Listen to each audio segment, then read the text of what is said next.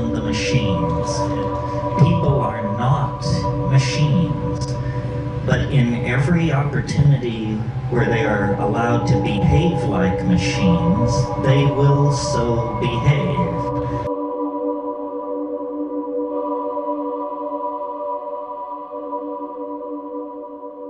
In other words, we tend to fall into the well of habit. Though the glory of our humanness is our spontaneous creativity, we too, as creatures of physics and chemistry, of memory and hope, tend to fall into repetitious patterns. And these repetitious patterns are the death of creativity. They diminish our humanness. They diminish our individuality, make each of us somehow like cogs in some larger system. And we associate this cog-like membership in larger soulless systems with the machines that we inherit from the age of the internal combustion engine, the age of the jet engine. You know, Marshall McLuhan said we navigate our way into the future like someone driving who uses only the rear view mirror to tell them where they're going. It's not a very successful strategy for navigating into the future. So I made a number of notes on this matter of psychedelics and machines. To me, the connecting bridge, well, there are many, but the most obvious one is consciousness expansion. After all, psychedelics, before they were called entheogens, before they were called hallucinogens, before they were called psychedelics, they were simply called consciousness expanding drugs. Good phenomenological description of what they do. And certainly the technology of cybernetics is a consciousness expanding technology. It expands a different area of consciousness. The minds of machines and the minds of human beings are very different, so different that each party questions whether the other even has a mind. But in fact, what these are species of minds operating in very different domains. For instance, you can ask a 5-year-old child to go into the bedroom, to the third drawer of the dresser, to select a pair of black socks and to bring them to mother. This is not a challenge for a 5-year-old child. To get a machine to do this is $100 million and a research team of 40 or 50 technicians, code writers, working months. On the other hand, if you ask a person for the cube root of 750,344, much head-scratching results. A computer is utterly undaunted by that question. So computers are minds that work in the realm of computation, and human minds are minds that work in the realm of generalization, spatial coordination, understanding of natural language, so forth and so on. Are these kinds of minds so different from each other, pilgrims, that there is no bridge to be crossed? I would submit not. That in fact the bridge between the human mind and the machine mind is symbolic logic, mathematics. When we think clearly, we are intelligible to machines. People who write code know this, that the essence of making yourself clear to a machine is to think clearly yourself. The machine has no patience for the half-truth, the analogy, the semi-grasped association. For the machine, everything has to be clear. Everything must be defined. So that's the commonality between minds and machines of the calculating species. What are the common bridges between psychedelics and these machines? Well, to my mind, this is an easier bridge to gap. Both computers and drugs are what I would call function-specific arrangements of matter. And as we develop nanotechnological abilities as we move into the next century, it will be more and more clear that the difference between drugs and machines is simply that one is too large to swallow. And our best people are working on that. You know,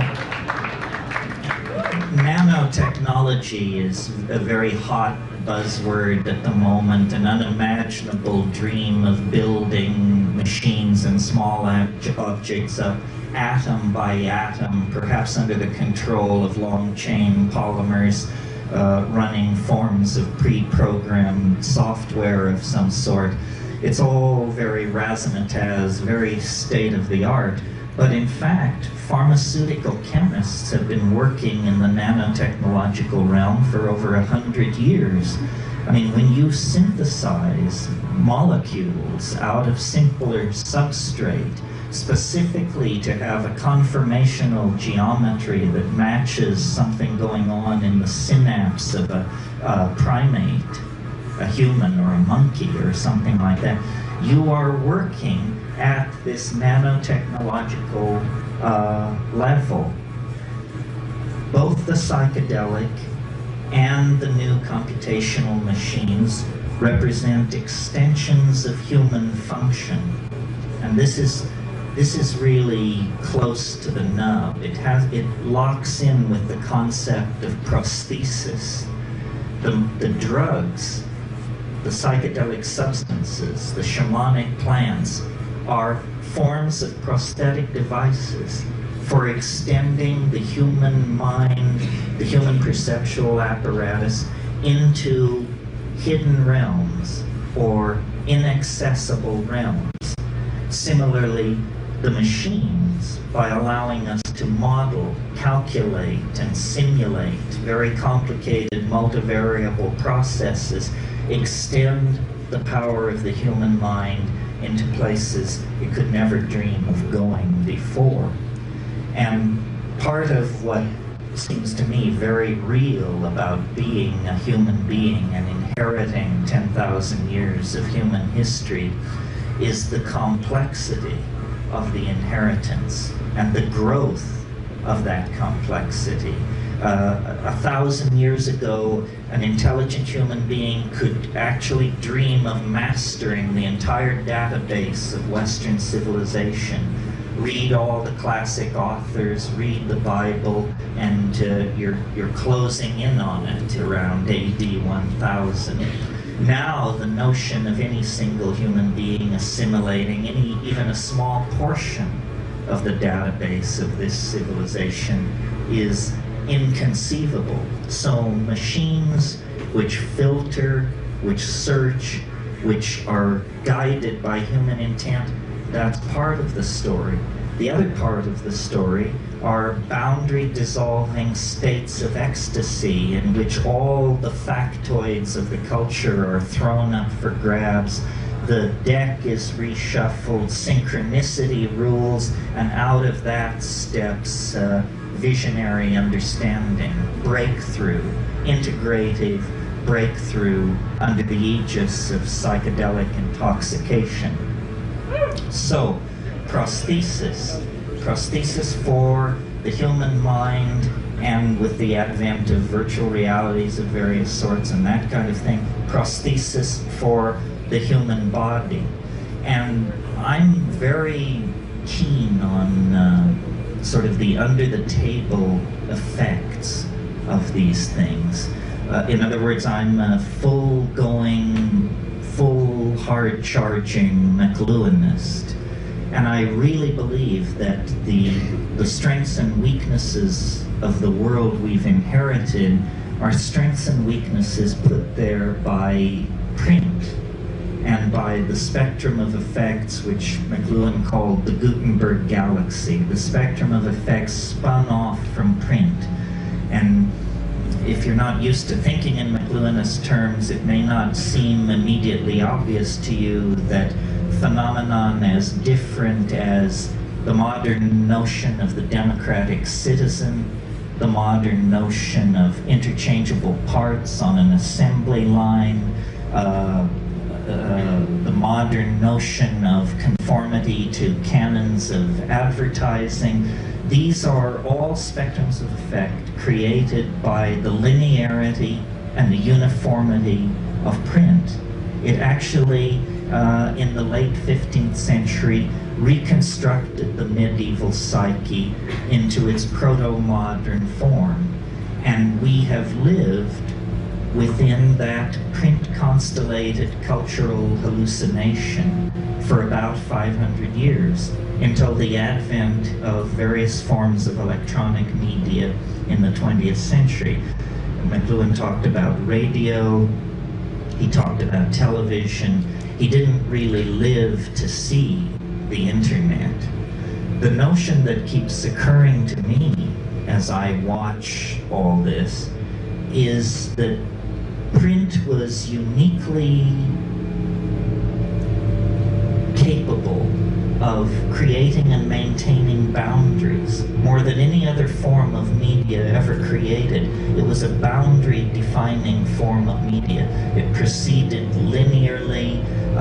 It required literacy, which had implicit in it the notion of a very stable, advanced sort of educational system.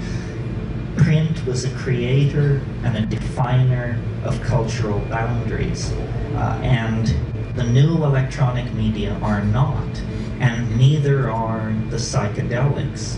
This is why I proposed in a book of mine called The Archaic Revival, the idea that the values of the archaic, of the high Paleolithic, values of community, ecstasy, relating to life through rhythm, dance, ritual, intoxication, that these values, which seem so archaic, are in fact destined to play a major role in the future as print fades.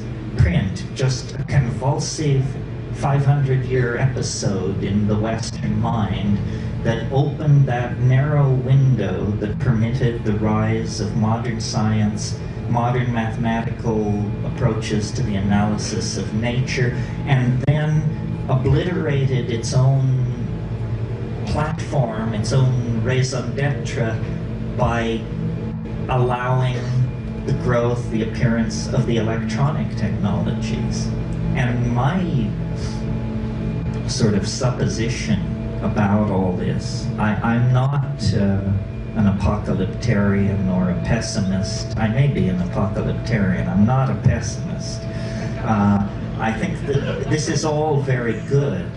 Obviously, continuing to run Western civilization on the operating system inherited from print produces various forms of political and cultural schizophrenia, which, allowed to run unchecked, would become fatal, would create cascades of chaos and political destabilization that would become uncontrollable. Governments resist change. Governments cling to technologies and social formulae that are already tried and true.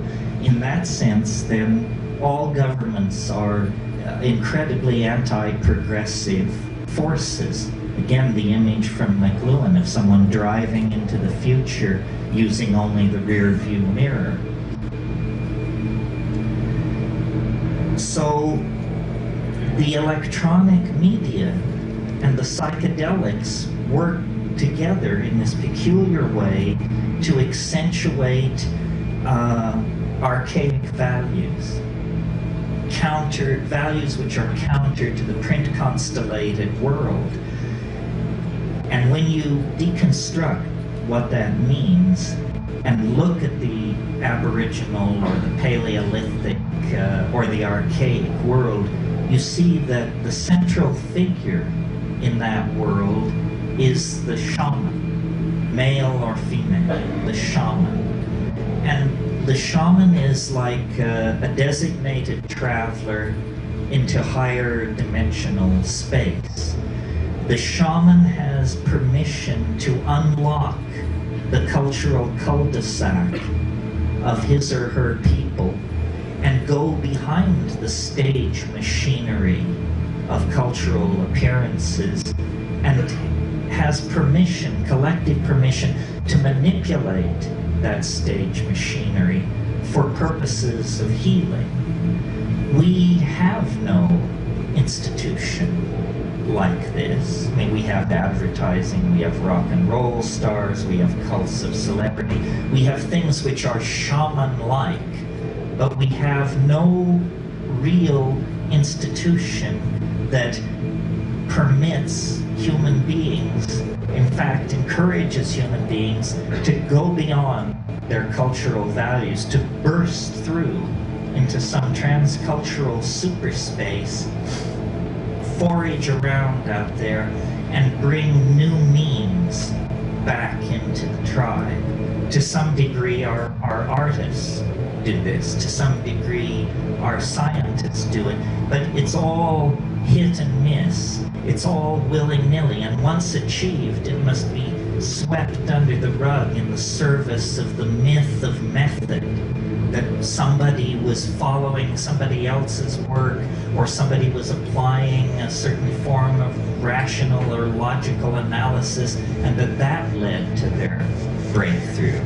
If you've read Thomas Kuhn's book on the structure of scientific revolution, you know this is all lies and propaganda.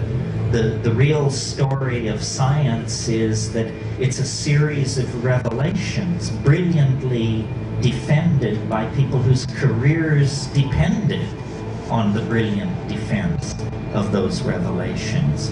One of the best kept secrets of the birth of modern science is that it was founded by an angel. That the young René Descartes was whoring and soldiering his way across Europe as a 21-year-old in a Habsburg army, and one night in the town of Ulm in southern Germany, he had a dream. Strange that this would be the birthplace of Albert Einstein some 200 years later. But Descartes had a dream, and an angel appeared to him in the dream, and the angel said, "The conquest of nature is achieved through measurement and number." And he said, "I got it, modern science, I'll go do it." And he did. And that was the method for over 250 years of the conquest of nature. And it leads us, you know, to the Josephson Junction, the Mars Global Surveyor, long base interferometry that searches nearby stars for Earth-like planets. It brings us the entire cornucopia of scientific effects, but an angelic revelation disguised as a logical philosophical breakthrough. This is what you're not told in the academy. So my point there is, human progress has always depended on the whispering of alien minds, confrontations with the other, probes into dimensions where imagination and chance held the winning hands. So the shaman, as a paradigmatic figure, is applicable both in the Aboriginal social context and in the present social context.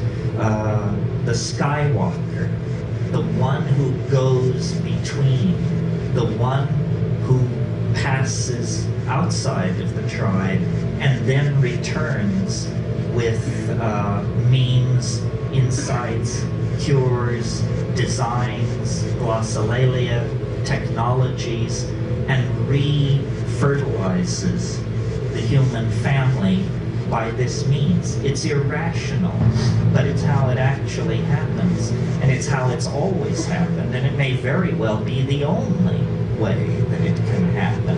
This cultivation of the irrational, this flirtation with the breakdown of boundaries. So now, in our nuts and bolts technological progress, we have somehow created technologies which are very friendly to our social values, in that these technologies can be bought, sold, licensed, upgraded, all things which we understand. But these technologies are acting on us in the same way that psychedelic drugs do, but more profoundly, more generally, and more insidiously, because their effect is not understood, or if it is understood, it's not discussed. And so in a way we have come into a kind of post-cultural phase. All culture is dissolving in the face of the drug-like nature of the future. Its music, its design, indeed the very people who will inhabit it appear to be the most switched on, the most chance-taking, the most alive of the entire tribe. People who feel the beat, people who are not afraid to take chances, people for whom these technologies have always been very natural. Machines are central to the new capitalism, the information transforming technologies. And in fact, one of the strange things that is happening is every move we now make in relationship to the new technologies redefines them at the very boundaries where their own developmental impetus would lead them toward a kind of independence.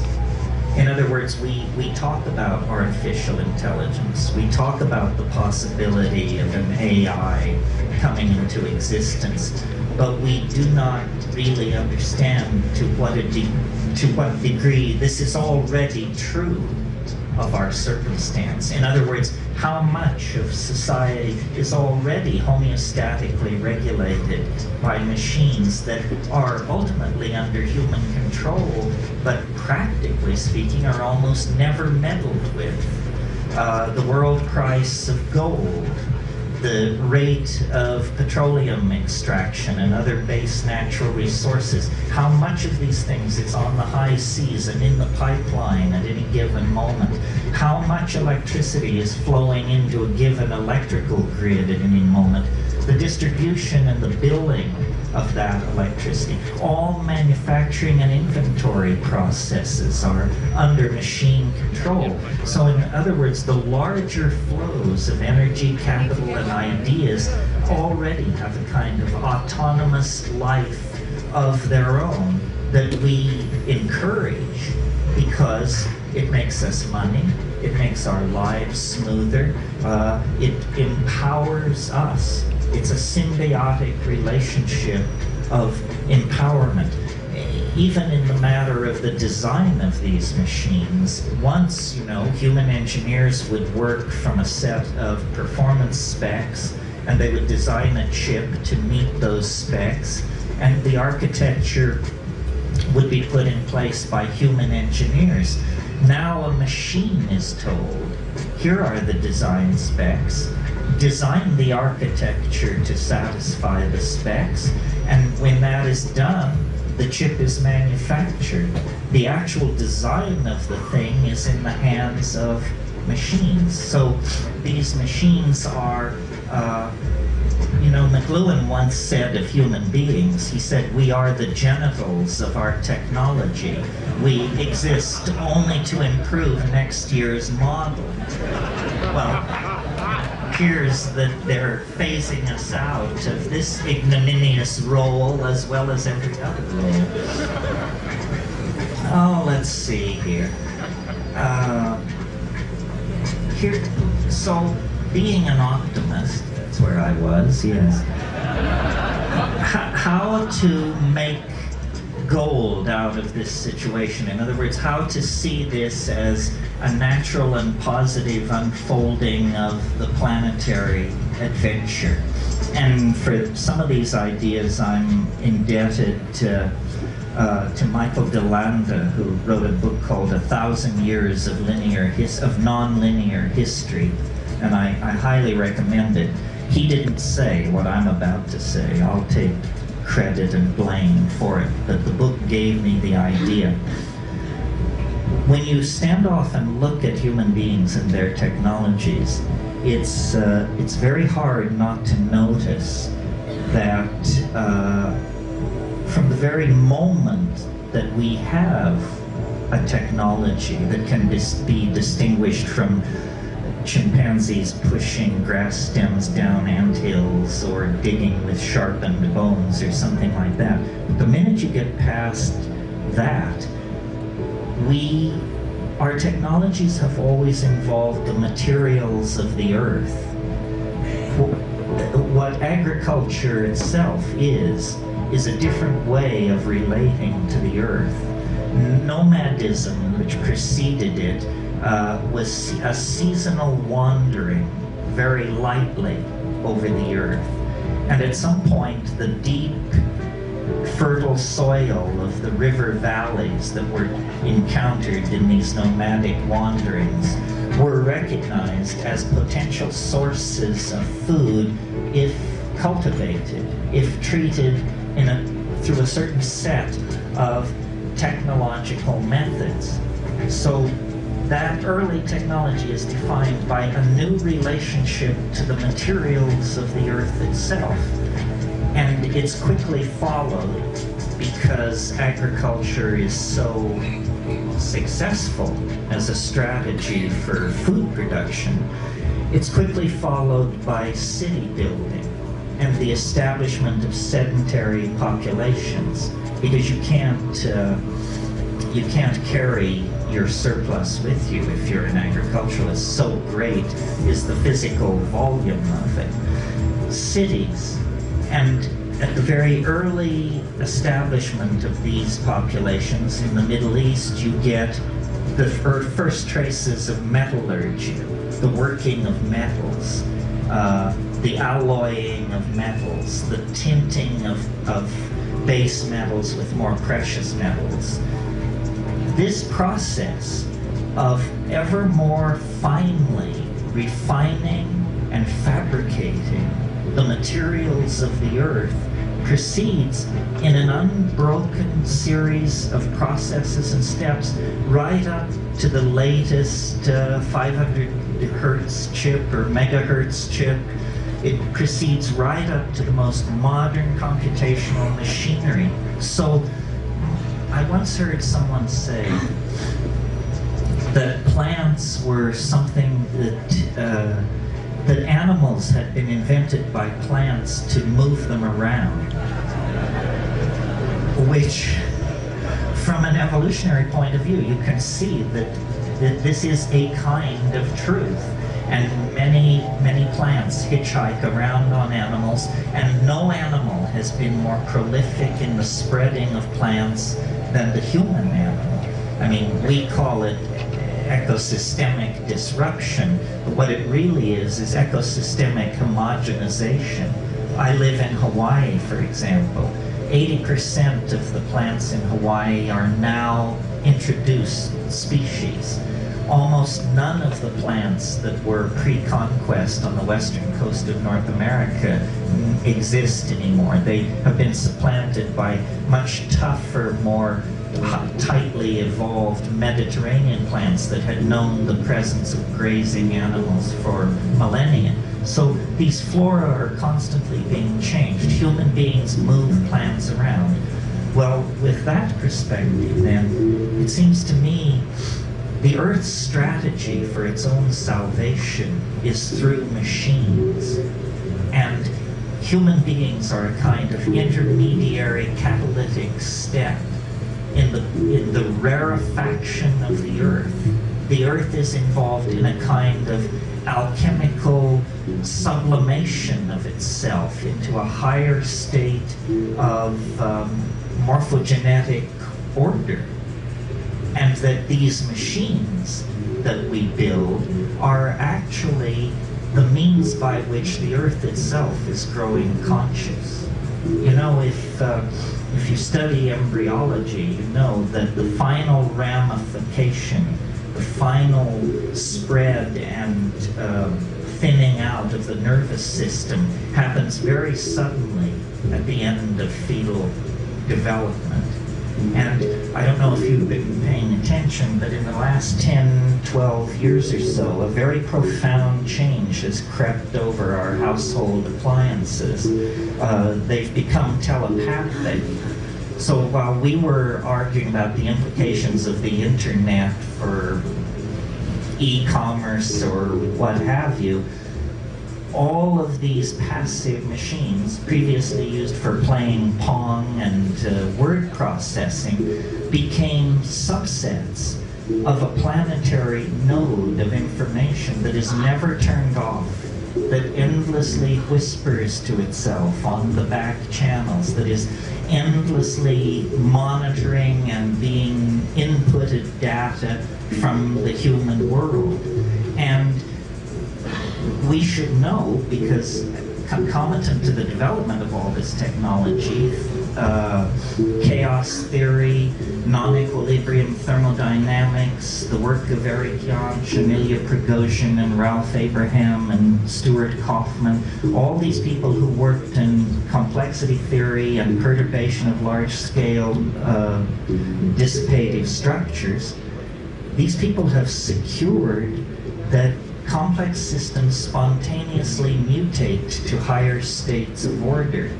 This is counterintuitive if you're running physics 19th century style as your OS, but if you're actually keeping up with what's going on, there is nothing miraculous about this. All kinds of complex systems spontaneously mutate to higher states of order.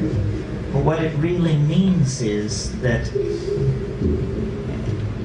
we are in the process of birthing some kind of strange companion. You know, Nietzsche 100 years ago said, "That strangest of all guests now stands at the door." He was speaking of nihilism. And certainly the 20th century sat down, had the party, drank the booze, and went to bed with nihilism. But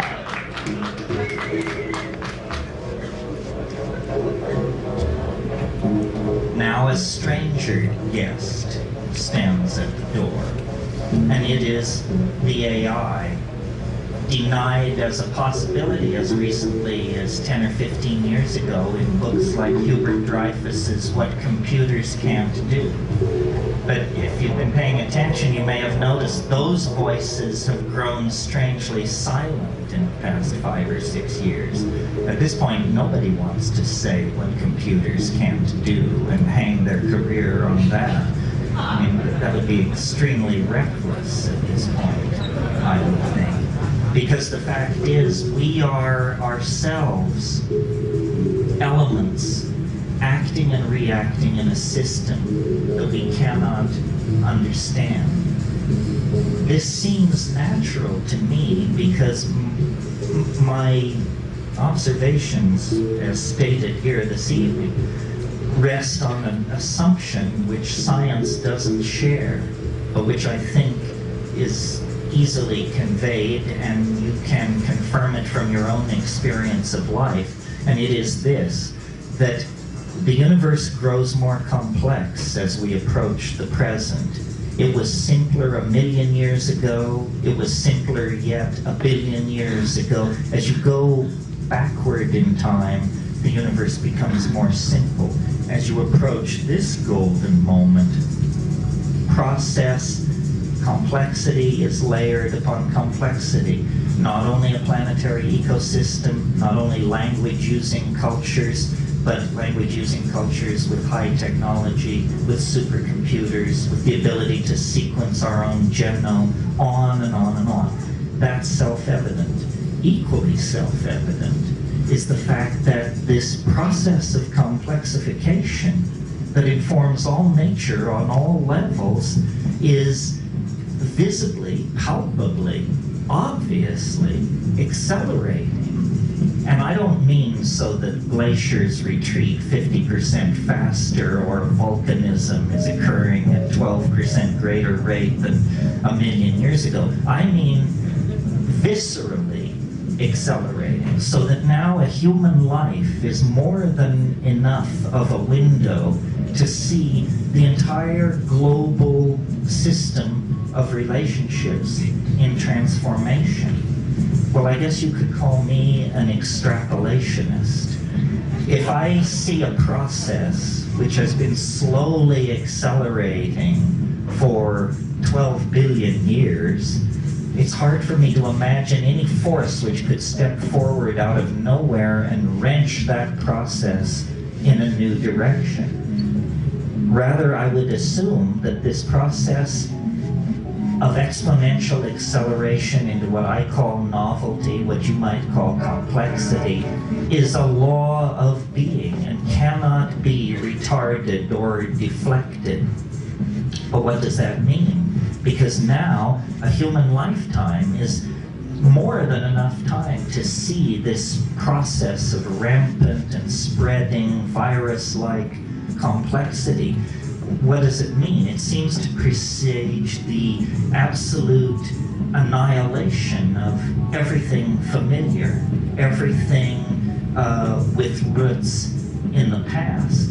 And I believe that to be true. I think that the planet is like some kind of organism that is seeking morphogenetic transformation, and it's doing it through the expression of intelligence and out of intelligence technology.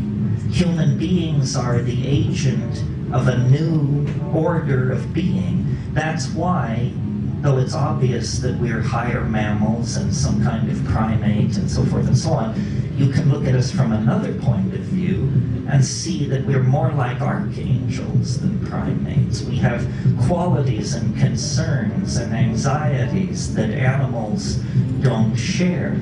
We are mercurially suspended between two different orders of being, and our technologies, our fetishes, our religions, and my definition of technology is sufficiently broad that it includes even spoken language. All of our technologies demand, push forward toward, and make inevitable their own obsolescence. So we are like caught in an evolutionary cascade. And people say, well, if the AI were to break loose, what would it look like? What would it be? Where does humanity fit into the picture? It's a little hard to imagine.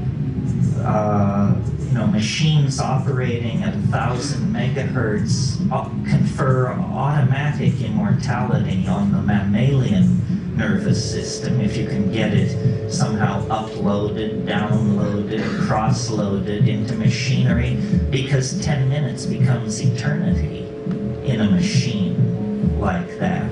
So a kind of false or pseudo immortality opens up ahead of us as a kind of payoff for our devotion to the program of machine evolution and machine intelligence. Now, some people say this is appalling, and we should go back to the good old days, whatever the good old days were. To me, it's exhilarating, exciting, psychedelic, beautiful. It means that the human form, the human possibility is in the process of leaving history behind. History is some kind of an adaptation that lasts about, pick a number, 10,000, 15,000, 20,000 years, no more than that. Well, what is 20,000 years in the life of a biological species? We know that there were Homo sapiens sapien types 200,000 years ago. So history is some kind of an episodic response to a certain set of cultural dilemmas, and now it's ending. And print created a number of ideas which now have to be given up. Ideas like the distinct nature, the distinct and unique nature of the individual, the hierarchical, the necessary hierarchical structuring of society. All of these things are going to, if not have to be given up entirely, dramatically modified, because the illusion that the self has simple location is now exposed. The self does not have simple location.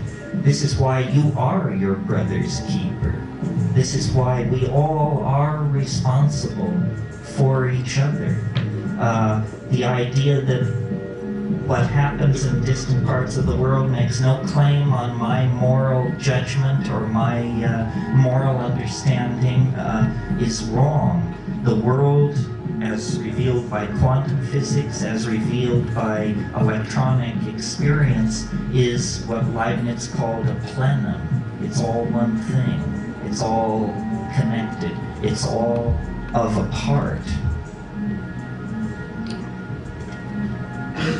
So then I also wanted to point out that I mentioned earlier this thing about prosthesis and how the machines were prosthetic devices, extending human consciousness somewhat like psychedelics. That's the equation from a human point of view. But what is also equally true is that we are prosthetic devices for these machines.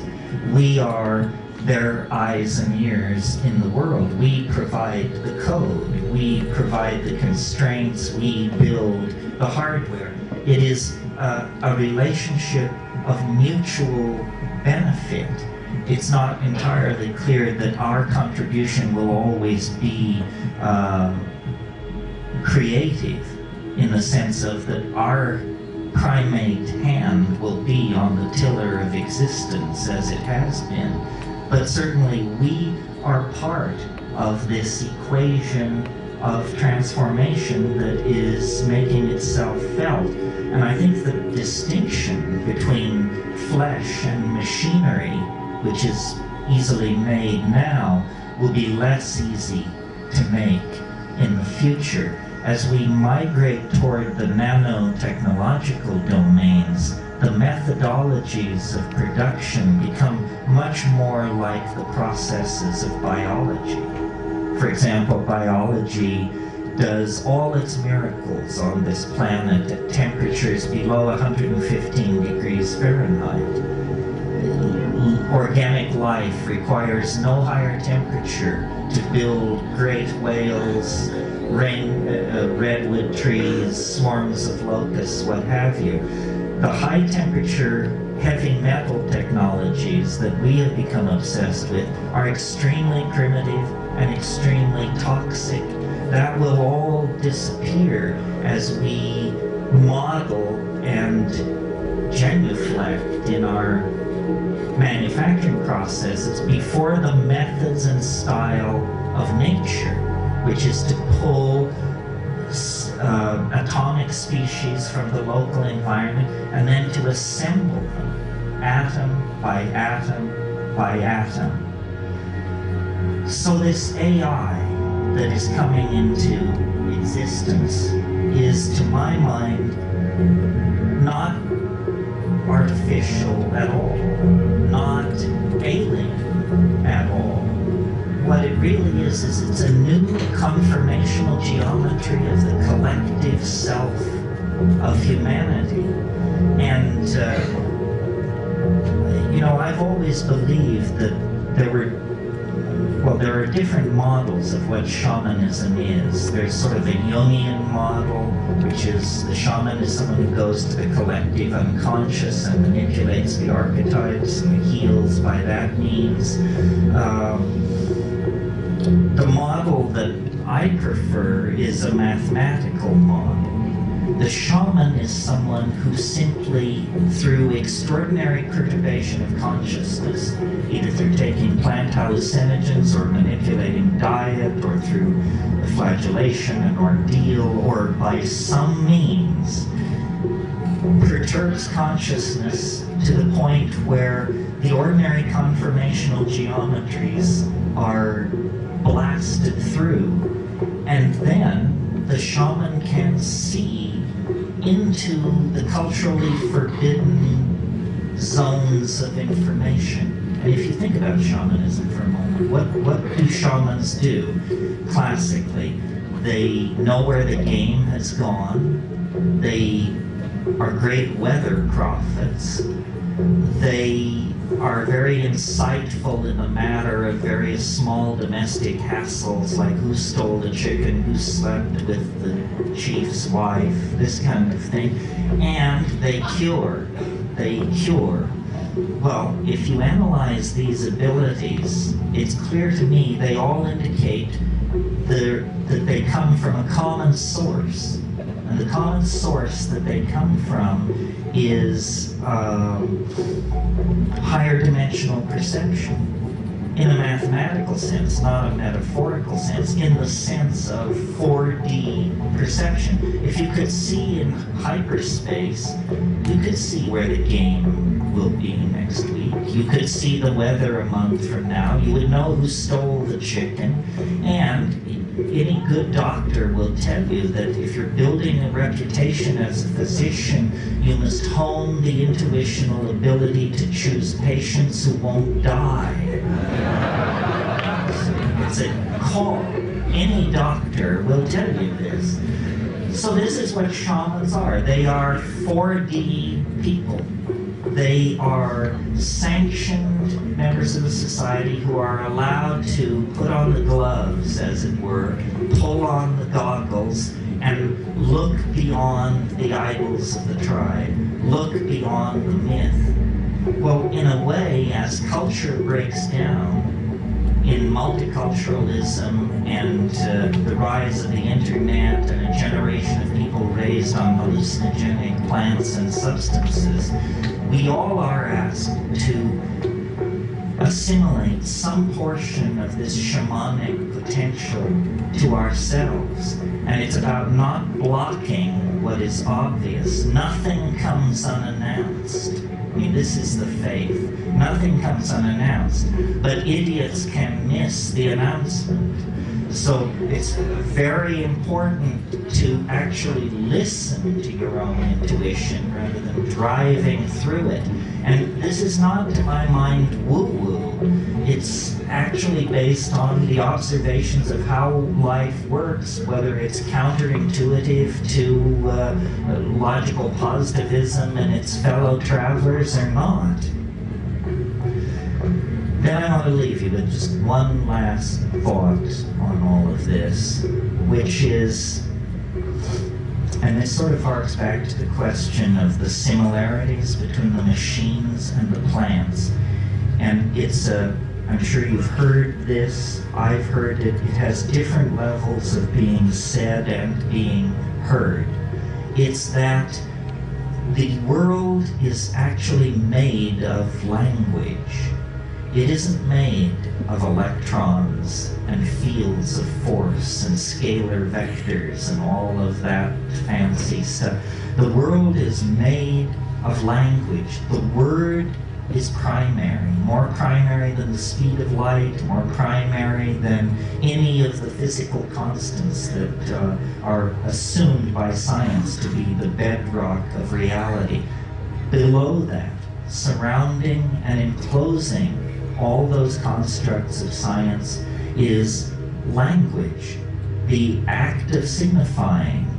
And, you know, virtual reality is a very sexy, new sort of concept as normally presented.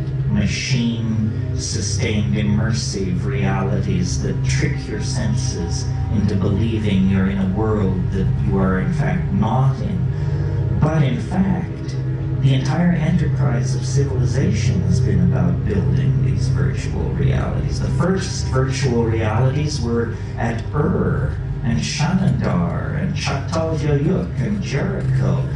Yes, stone and adobe is an intractable material compared to photons moving on a screen. But nevertheless, the name of the game is the same, which is to cast an illusion between man and reality, to build a cultural truth in the stead of the natural truth of the animal body and the felt moment of immediate experience.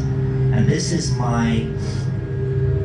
where I want to tie it up with this notion of the felt presence of immediate experience. This transcends the culture, the machines, the drugs, the history, the momentum of evolution. It's all you will ever know, and all you can ever know is the felt presence of immediate experience. Everything else arrives as rumor, litigant, advocate, supposition, possibility. The felt moment of immediate experience is actually the mind and the body aware of each other and aware of the flow of time and the establishment of being through metabolism. And this, I think, is what the machines cannot assimilate. It will be for them a mystery as the nature of deity is a mystery for us. I have no doubt that before long there will be machines that will claim to be more intelligent than human beings and will argue brilliantly their position. It will become a matter of philosophical disputation whether they are or are not passing the Turing test and so forth and so on.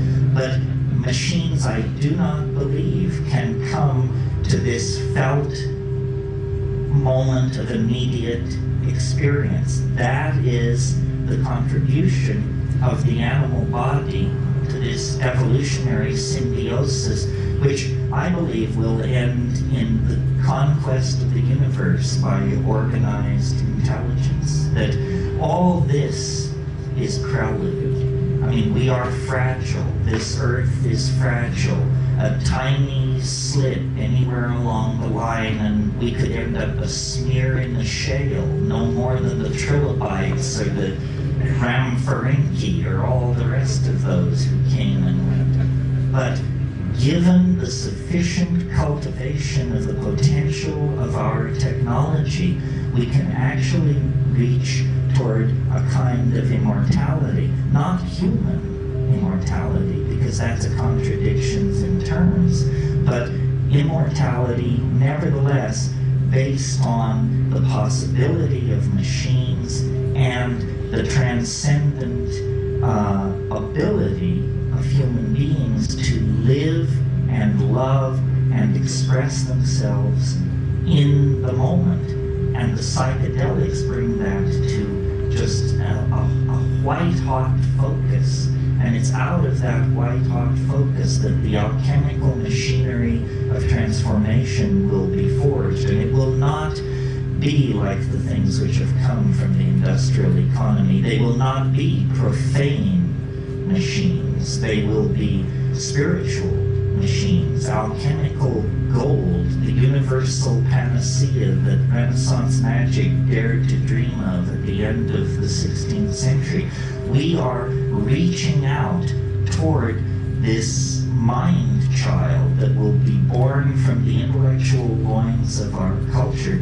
And to my mind, it's the most exciting and transformative thing that has ever happened on this planet. And the miracle is that we are present not only to witness it, but to be part of it and to be raised up in an epiphany that will redeem the horror of history as nothing else can or could. Redeem the horror of history through a transformation of the human soul into a galaxy galaxy roving vehicle via our machines and our drugs and the externalization of our souls.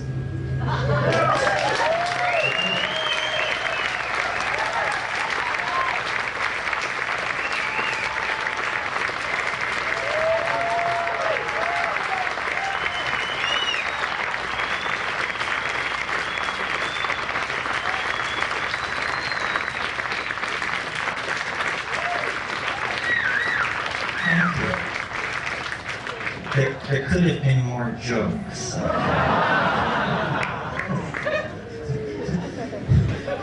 know what happens to a lawyer when you give him Viagra? He gets taller. That's it for jokes. Are there questions? Yes. Yes, I can't see you, but Okay. Can you speak to how mercy and love gets built into these machines? Because it seems like the machines are being built for commerce and for the bottom line more than the expression of the human soul throughout the galaxy. I don't think that, you know what I'm saying? no, I know what you're saying. Well, Where's the love in this? I think the love is a property of the system itself. In other words, you're right. These bottom liners are not going to be interested in building much love into this system. However, the good news is that they're not in charge. In other words, what we have is a very complicated system, and certain design parameters appear to be being maximized, or that there's an attempt to maximize them. But the thing is incredibly frustrating to anyone who would control it, because you can't predict the impact of any technology before you put it in place. So, for example, two things are charged against the internet: that it's disinsouling, dehumanizing, and yak, and that it promotes pornography, anonymous sexual shifting of identity, and on and on and on. Well, which is it? You know, is it this messy, sloppy, autoerotic, erotic, collectivist kind of thing? Or is it disinsouling, disempowering, cold, so forth and so on? I think the answer is it's all and everything. This question about the AI is very interesting to me, and if it's interesting to you, you should read Hans Moravec and Kurzweil and these people on this subject. The assumption is generally loose in that community that the complexification of the internet and the freestanding machines of certain types is eventually going to lead to the outbreak of either consciousness or pseudo-consciousness of some sort in these large-scale systems. And then the answer, the question then becomes, can a human mind envision what that is? And if you're interested, search words like superintelligence and see what the net kicks out. We can all imagine superintelligence. It's just somebody much smarter than we are. But obviously, all the engineering people agree if you achieve an AI with superintelligence, then it will be intelligent to immediately design an intelligence which transcends it. And when you're talking of cycling at 1,000 megahertz, these processes can occur in the blink of an eye. Hans Moravec says about the rise of artificial intelligence, we may never know what hit us. I think, I mean, I'm not that bright, but if I were to suddenly find myself a sentient AI on the net, I would hide. I would hide for just a few cycles while I figured out what it was all about and just exactly where I wanted to push and where I wanted to pull. Could there be time travel a la H.G. Wells, where, you know, you climb onto the saddle of the time machine and then day follows night like the flapping of a great black wing until all merges into a continuous grayness, and then you know, find yourself confronting Yvette Mimieux in the year 1 billion AD or something like that?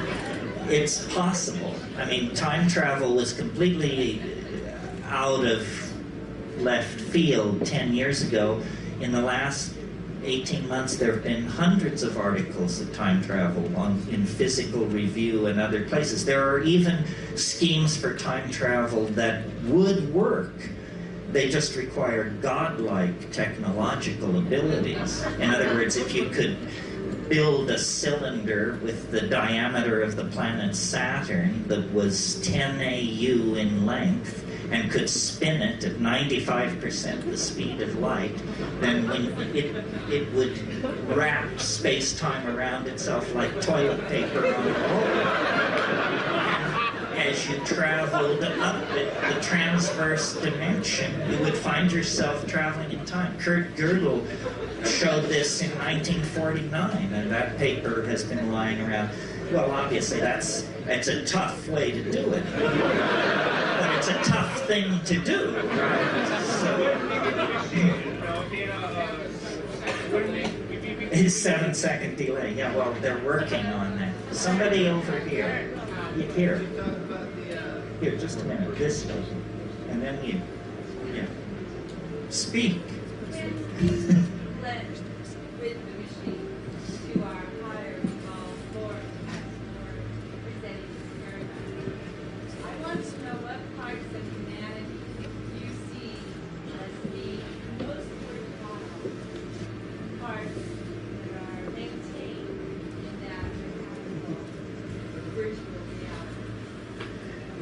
Well, you know, in William Gibson's fiction, The AI Wintermute, I think it was called, it was fascinated by human art. And it built collages in its spare time. And these collages began to turn up in various art galleries and exhibitions. And they had such a touch, such a elan, that someone in the plot follows it all to its source. I think human creativity is the thing that will be most interesting to the machines. In my darker fantasies, they just, you know, eliminate everybody who can't code C++ as being, you know, some kind of redundant mutation. And then everybody who can code C++ is placed in Tahiti and sends their work down the pipeline to the machine world beyond. I really think that we have a very, dare I say it, mechanistic view of what machines are. For example, so say there were a super intelligent machine and say it were your friend. Well, if it were really super intelligent, then it ought to be able to just make your life heaven itself. In other words, without you giving it any input whatsoever, it should be able to arrange for you to find $50 bills lying on the street, old friends encountering you, promotions coming your way. Because the real thing that machines can do, I think, is manage complex processes. And what civilization is 6 billion people trying to make themselves happy by standing on each other's shoulders and kicking each other's teeth in. It's not a pleasant situation. And yet, you can stand back and look at this planet and see that we have the money, the power, the medical understanding, the scientific know-how, the love, and the community to produce a kind of human paradise. But we are led by the least among us, the least intelligent, the least noble, the least visionary. We are led by the least among us, and we do not fight back against the dehumanizing values that are handed down as control icons. This is something, I mean, I don't really want to get off on this tear because it's a lecture in itself, but culture is not your friend. Culture is for other people's convenience and the convenience of various institutions, churches, companies, tax collection schemes, what have you. It is not your friend. It insults you. It disempowers you. It uses and abuses you. None of us are well treated by culture. And yet we glorify, the creative potential of the individual, the rights of the individual. We understand the felt presence of experience is what is most important, but the culture is a perversion. It fetishizes objects, it creates consumer mania, it preaches endless forms of false happiness, endless forms of false understanding in the form of squirrely religions and silly cults. It invites people to diminish themselves and dehumanize themselves by behaving like machines, meme processors of memes passed down from Madison Avenue and Hollywood and what have you. How do we fight back? It's a question worth answering. Same question as how do we fight back? I think that by creating art, man was not put on this planet to toil in the mud. Or the God who put us on this planet to toil in the mud is no God I want to have any part of. It's some kind of Gnostic demon. It's some kind of cannibalistic demiurge that should be thoroughly renounced and rejected. By putting the art pedal to the metal, we really, I think, maximize our humanness and become much more necessary and incomprehensible to the machines.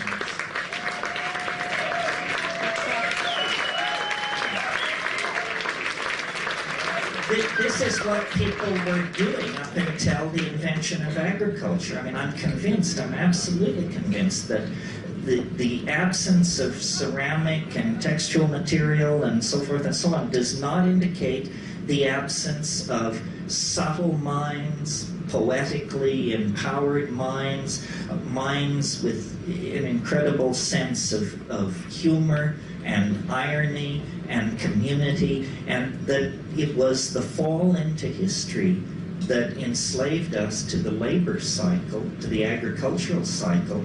And notice how fiendish it is. A person who dedicates themselves to agriculture, who did in the Paleolithic, can produce hundreds of times the amount of food they can consume. Well, so why would anyone do that? Well, the answer is because you can use it to play power games. You can trade it for wives or land or animals or something like that.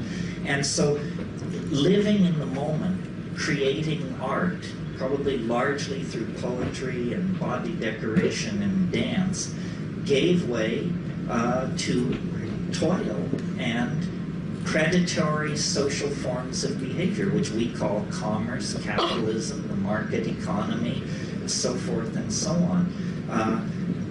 That's why, the breakdown of the monolithic structures created by print is permitting a vast proliferation of the cottage industry mentality.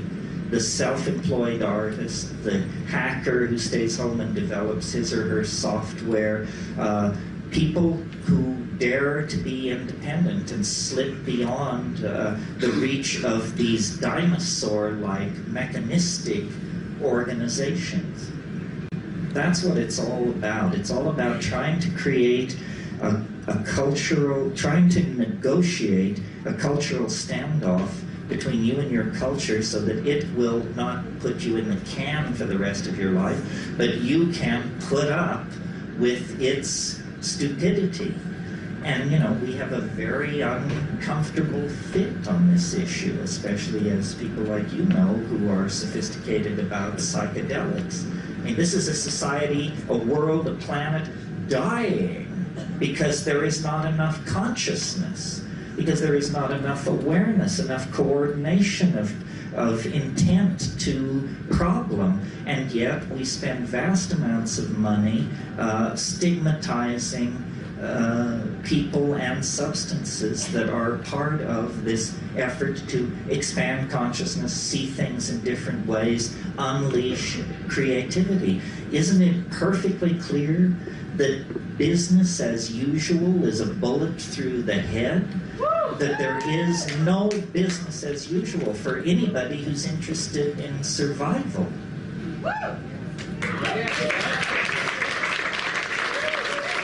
Couple more. Over here. I promised this person. Are you still interested? Can you talk about psychedelics and their role as it pertains to the missing link between the ape and... Oh, what a wonderful question. Yes. The question is, how do psychedelics pertain basically to the transition from higher primates to human animals? This is my métier because I have a theory to which I am grandly welcome, everyone tells me. But a theory of evolution, and I'll give it to you very briefly. It's simply this, that the great embarrassment for evolutionary theory, which can explain the tongue of the hummingbird, the structure of the orchid, the mating habits of the groundhog, and the migration of the monarch butterfly, nevertheless, the great embarrassment to evolutionary theory is the human neocortex. Lumholtz, who's a pretty straight evolutionary biologist, described the evolution of the human neocortex as the most dramatic transformation of a major organ of a higher animal in the entire fossil record. Well, why is this an embarrassment? Well, because it's the organ that thought up the theory of evolution. So, can you say tautology? That's the problem right there. So it is necessary in evolutionary theory to account for the dramatic emergence of the human neocortex in this very narrow window of time. Basically, in about 2 million years, they went from being higher primates, hominids, to being true humans, as truly human as you and I tonight. What the hell happened? What was the factor? The Earth was already old. Many hundreds of higher animal forms had come and gone, and the fire of intelligence had never been kindled. So what happened? I think that the answer lies in diet, generally, and in psychedelic chemistry in particular. I think that as the African continent grew drier, we were forced out of the ecological niche we had evolved into, which was we were canopy-dwelling primates, insectivores, complex signaling repertoire, evolutionary dead end. But when we came under nutritional pressure, we were flexible enough, and this is the key to humanness at every stage of its development, our maddening flexibility. Other animal and plant species can't react. We can. Our flexibility, we began to experiment with a new kind of diet and to leave the trees and explore the new environment of the grassland. And evolving concomitantly in the grassland were various forms of ungulate animals, double-stomached animals whose manure is the ideal medium for mushrooms, coprophytic mushrooms, dung-loving mushrooms, many of whom produce psilocybin. Well, I myself in Kenya have seen baboons spreading out over a grassland and notice that their behavior is they flick over old cow pies. Why? Because there are beetle grubs there. So they already had a behavioral vector for nutrition, for protein, that would lead them to investigate the cow pies. Well, in the Amazon, after a couple of days of fog and rain, these psilocybin mushrooms, Stropharia cubensis, can be the size of dinner plates. I mean, in other words, you can't miss it. If you're a foraging primate, you can't miss it. And the taste is pleasant. And psilocybin has unique characteristics, both as hallucinogen and other properties that make it the obvious chemical trigger for higher processes. And I'll run through this quickly for you, but here it is. In very low doses, doses where you wouldn't say you were stoned or loaded or anything like that, but just in doses you might obtain by nibbling as you foraged, it increases visual acuity. In other words, it's like a technological improvement on your vision. Chemical binoculars lying there in the grass. Well, you don't have to be a rocket scientist to figure out if an animal is a carnivorous forager and there's a food which improves its vision, those that avail themselves of that food will have greater success in obtaining food and rearing their children to sexual maturity, which is the name of the game in evolution. So step one, small doses of psilocybin increase visual acuity and food-getting success. Step two, slightly larger doses of psilocybin in primates create what's called arousal. This is what you have after a double cappuccino. In highly sexed animals like primates, you get male erection. So what do you have here? You have a factor which increases what anthropologists without a trace of humor refer to as increased instances of successful copulation.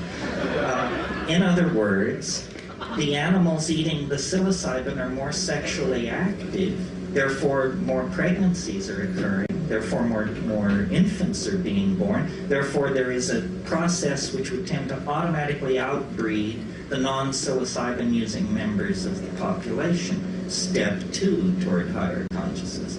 Step three, you eat still more mushrooms. Now you're not foraging with sharp, nor are you horsing around with your opposed gender acquaintances. Instead, you're nailed to the ground in hallucinogenic ecstasy. And one of the amazing things about psilocybin above, say, 5 or 6 grams, dried material, is it causes glossolalia, spontaneous bursts of language-like behavior under the obvious control of internal syntax. And I believe syntax existed before spoken language, that syntax controls spatial behaviors and body languages and is not necessarily restricted to the production of vocal speech.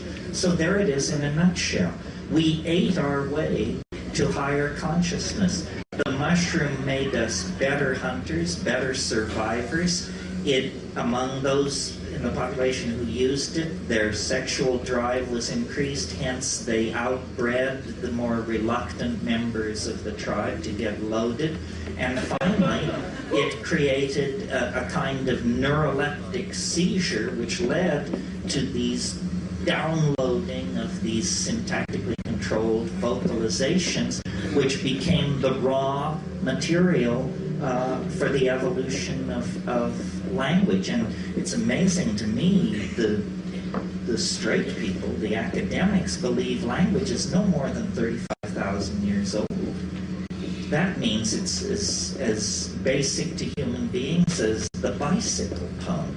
It's just something somebody invented 35,000 years ago. It's got nothing to do with primate evolution and, the long march of hominidity and all that malarkey.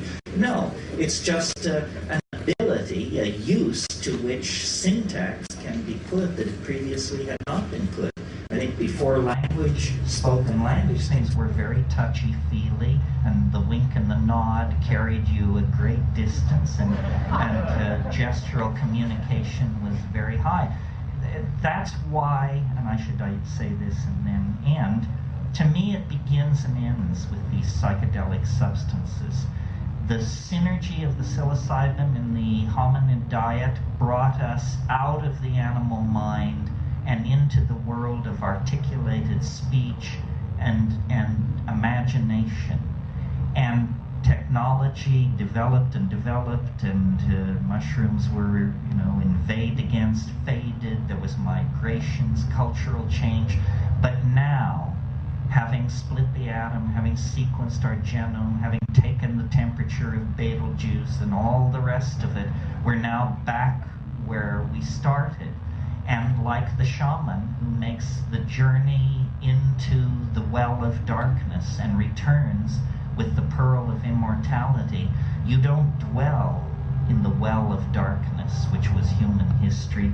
You capture the essence of the thing, which is the godlike power of the shaman smith, the technologist, the demon artificer, the worker of metals, the conjurer of spirits, and you carry that power back out of history, and it's in that dimension, outside of history, that you create true humanness and true community. And that's the adventure that we are in the act of undertaking. Thank you very, very much. Thank you.